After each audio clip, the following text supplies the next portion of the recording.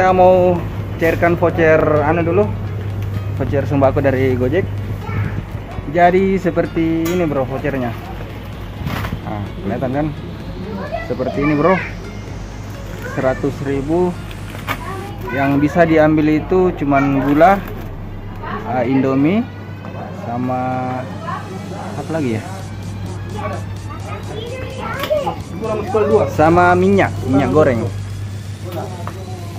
Jadi kita mau cairkan dulu bro. Oke bro.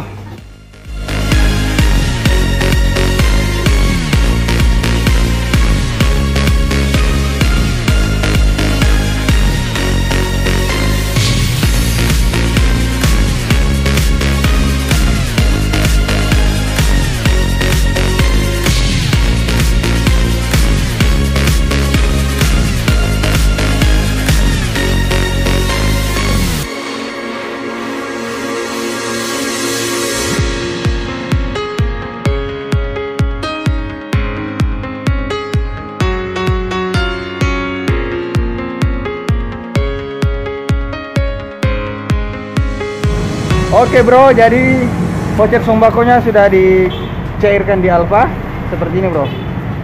Jadi buat Gojek terima kasih banyak, sangat memperhatikan para mitranya. Oke, Gojek sukses dan jaya selalu.